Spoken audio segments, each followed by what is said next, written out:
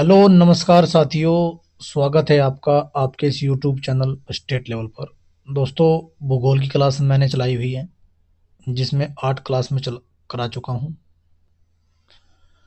नदी तंत्र हम पढ़ रहे थे जिसमें हमने पहला नदी तंत्र पढ़ा था, वो था सिंधु नदी तंत्र। आज हम गंगा नदी तंत्र को देखेंगे।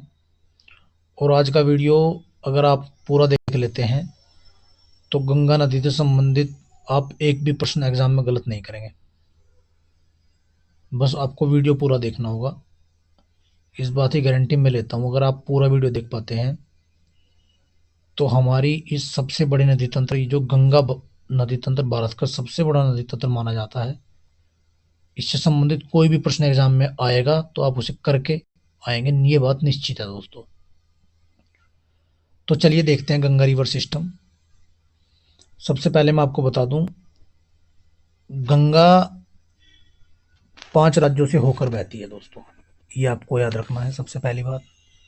जिसमें उत्तराखंड से निकलती है, उत्तर प्रदेश, बिहार, झारखंड और पश्चिम बंगाल, इन 5 राज्यों से होकर बहती है। और अगर देश की बात करूं तो आपको भारत और बांग्लादेश याद रखना है, क्योंकि भारत के बाद ये बांग्लादेश में जाती है दोस्तों। तो पहला क्वेश्चन तो यही आपको याद रखना है कि गंगा कितने राज्यों से होकर बहती है। यानी गंगा बेसिन जो ये बनता है 5 राज्यों से होकर बनता है, और 2 देश यानी भारत और बांग्लादेश इसमें दोस्तों आ जाएंगे। अब आगे बढ़ते हैं, और ये मैप मैंने इसमें ऐड किया है दोस्तों। हालांकि इस मैप में थोड़ा सा आपको समझ कम आएगा, लेकिन मैंने यही मैप आगे हाथ से बनाया हुआ है, तो आइए उसकी मदद ले लेते हैं। और सबसे पहले जानते हैं कि वास्तव में गंगा निकलती कहाँ से है, देवप्रयाग क्या है, रुद्रप्रयाग क्या है। आज आपको सब कुछ समझ में आएगा। तो चलिए देखते हैं। सबसे पहली बात दोस्तों, एक गंगोत्री हिमानी है जहां से एक नदी निकलती है भागीरथी, और एक संतोपत हिमानी है दोस्तों बद्रीनाथ में, जहां से निकलती है अलकनंदा। अगर एक सीधी बात कहूं, इन दोनों की संयुक्त धारा बनती है गंगा, यानी इन दोनों को मिलकर जो धारा बनती है उसे गंगा कहते हैं। लेकिन इस बीच कुछ प्रयाग बनते हैं, जैसे अगर अलकनंदा में धौली गंगा मिल जाती है तो विष्णु प्रयाग बनता है, नंदाकिनी मिलती है इसमें नंद प्रयाग में आकर, और केदारनाथ से एक नदी निकलती है मंदाकिनी दोस्तों, ये रुद्रप्रयाग बनाती है, और पिंडार नदी कर्णप्रयाग बनाती है। तो इस प्रकार पंच प्रयाग आपको देखने को मिलते हैं। और पंच प्रयाग में क्या बोला जाता है कि एग्जाम में क्या क्वेश्चन आता है कि कौन सा प्रयाग किन 2 नदियों के संगम से बना है। जब भी 2 या 3 नदी मिलेंगी आपस में तो एक संगम का निर्माण करेंगी। जैसे गंगा, यमुना, सरस्वती एक संगम बनता है दोस्तों प्रयागराज में, अभी महाकुंभ भी लगने वाला है उस पर। तो संगम किन्हीं 2 या 2 से अधिक नदियों का समूह संगम कहलाता है। तो ये आपको बात याद रखनी है कि जब धौली गंगा में अलकनंदा मिलती है तो विष्णु प्रयाग बनता है दोस्तों, ये विष्णु प्रयाग आपको याद रखना है। ये अलकनंदा आ रही है दोस्तों, इसमें मिल जाएंगे सभी। नंदाकिनी मिलेगी तो नंद प्रयाग बन जाएगा, पिंडार मिलेगी तो कर्ण प्रयाग, मंदाकिनी मिलेगी तो रुद्र प्रयाग, और जब भागीरथी से मिलेगी तो दोस्तों देव प्रयाग बनेगा। और देव प्रयाग के बाद ही दोस्तों ये नदी गंगा कहलाती है। और देव प्रयाग के बाद ही ये दोस्तों प्रवेश करती है हरिद्वार में। और पूछा जाता है कि गंगा नदी सबसे पहली बार मैदानों में कहां प्रवेश करती है, तो हरिद्वार में प्रवेश करती है। और देवप्रयाग के बाद ये मैदानी क्षेत्रों में बहना शुरू करती है। और आइए आज देखते हैं ये उत्तर प्रदेश में कहां से प्रवेश करती है, कहां से बाहर निकलती है, बिहार में कहां पर बहती है। तो इसकी सहायक नदी देखेंगे, दाईं ओर से सहायक नदी, बाईं ओर से सहायक नदी। तो चलिए आगे बढ़ते हैं। तो दोस्तों ये एक मैप मैंने हाथों से बनाया हुआ है, ये आपको याद रखना है। अगर दोस्तों ये देवप्रयाग के आगे की बात मैं करूं तो उत्तराखंड, यानी उत्तराखंड में बहेगी। अब उत्तराखंड के बाद ही उत्तर प्रदेश में प्रवेश करती है बिजनौर जिले से। कहां से प्रवेश करती है? बिजनौर जिले से। तो इसमें कन्नौज में उत्तर प्रदेश में एक नदी मिलती है दोस्तों रामगंगा, सबसे पहली। अब दाईं और बाईं ओर का कंफ्यूजन हटा देता हूं। जब ये नदी दोस्तों इस प्रकार चल रही है, अगर आप इस नदी के बिल्कुल समकक्ष चल रहे हैं तो दोस्तों ऊपरला हाथ बायां हुआ और ये दायां हुआ। तो यानी पहली और बाईं ओर जो नदी मिलेगी रामगंगा, दूसरी मिलेगी दोस्तों गोमती जो लखनऊ से मिलेगी, काली शारदा या कर्णाली घाघरा दोनों की संयुक्त धारा घाघरा कहलाएगी, ये मिलेगी। गंडक, कोसी और महानदी या महानंदा बोल देते हैं इसको, ये बात आपको याद रखनी है। तो बाईं ओर से मिलने वाली नदी रामगंगा, गोमती, घाघरा, गंडक, कोसी और महानदी, ये बाईं ओर से मिलेंगी। जबकि अगर मैं बात करूं मुख्य जो दाईं ओर से जो नदी मिलेगी दोस्तों, वो आपकी यमुना है, जो यमुनोत्री से निकलती है और इसमें मिल जाती है। जबकि यमुना की भी सहायक नदी है चंबल, बेतवा और केन। ये भी आपको जब अगला तंत्र में पढ़ाऊंगा आपको, तब ये बात मैं आपको क्लियर कर दूंगा। फिलहाल आपको बात जाननी है क्या कि देवप्रयाग के बाद गंगा मैदानी भागों में प्रवेश कर और फिर बंगाल की खाड़ी की ओर आ जाती है, जिससे इसकी दो धारा बन जाती हैं, एक पद्मा के नाम से निकल जाती है और एक हुगली के नाम से दोस्तों चली जाती है। इस मैप का आपको स्क्रीनशॉट ले लेना है, क्योंकि आज से बनाया हुआ है और आपको समझ में भी आएगा।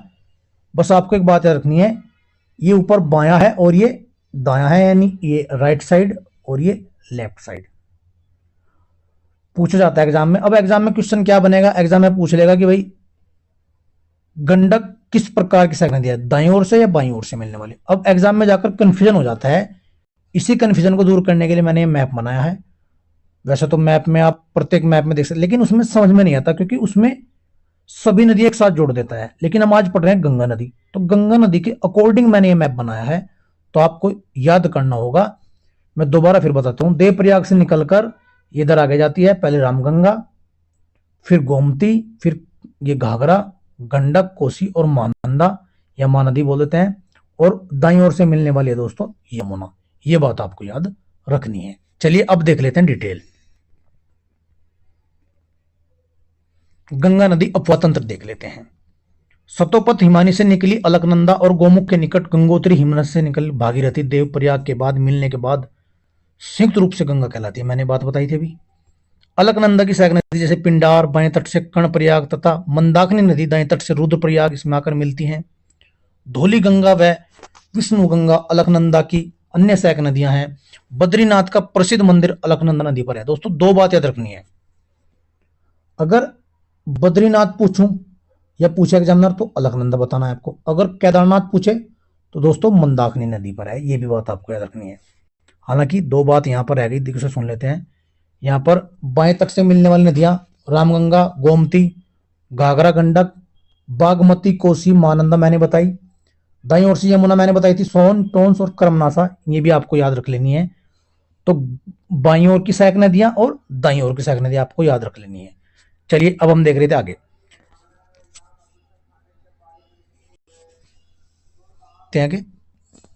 गंगा पूर्व दिशा में पश्चिम बंगाल के फरक्का गंगा डेल्टा का सबसे उत्तरी बिंदु तक बहती है, जहां दो धाराओं में बढ़ जाती है। एक तरफ हुगली पश्चिम बंगाल के नाम से जानी जाती है तथा दूसरी धारा भागीरथी के रूप में प्रवाहित होती है, जो बांग्लादेश में प्रवेश कर जाती है। मैंने बताया था आपको।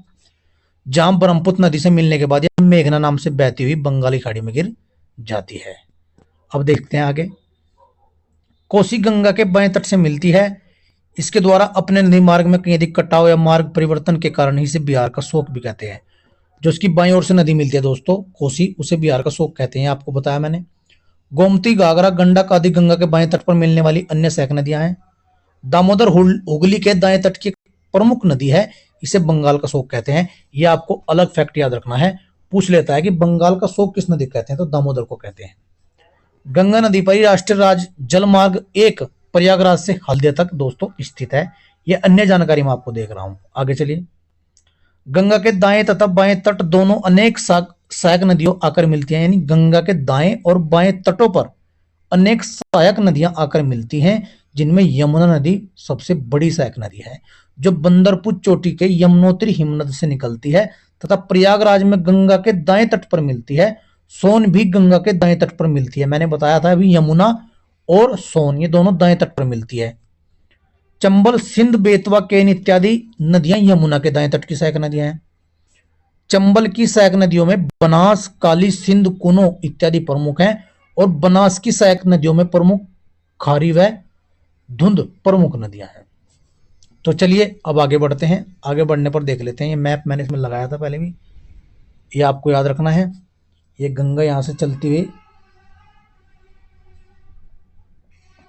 इस मैप में आप देख लेंगे, वैसे तो मैप ऊपर भी है लेकिन आप देख लेंगे, जो मैंने हाथ से बनाया हुआ मैप था, आप केवल उसको देख कर जाइएगा क्योंकि इस मैप में आप कन्फ्यूज हो सकते हैं कि कौन सी नदी कहाँ है, लेकिन फिर भी मैंने जरूरी समझा इसको लगाना, आपको याद रखना है।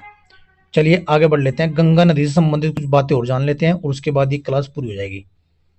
गंगा नदी कुल लंबाई 2525 किलोमीटर तथा मुहाना बंगाली खाड़ी में है। भारत की नदियों में सबसे बड़ा उपतंत्र गंगा नदी का माना जाता है। 2008 में से गंगा नदी को राष्ट्रीय नदी का दर्जा दिया गया था। सन 2017 में उत्तराखंड उच्च न्यायालय ने गंगा तथा यमुना नदी को जीवित मानव का दर्जा दिया। बिल्कुल, गंगा नदी के किनारे बसा सबसे बड़ा नगर कानपुर, आपको याद रखना है। और बाएं तट पर वाराणसी और दाएं तट पर कानपुर है।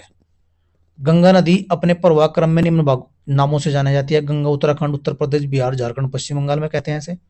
हुगली व भागीरथी पश्चिम बंगाल में, जो जब दो भागों में बढ़ जाती है ना, तब इसे हुगली कहते हैं, भागीरथी कहते हैं, जिसमें भागीरथी बांग्लादेश में चली जाती है। पद्मा बांग्लादेश में प्रवेश करने के बाद इसका नाम पद्मा बन जाता है।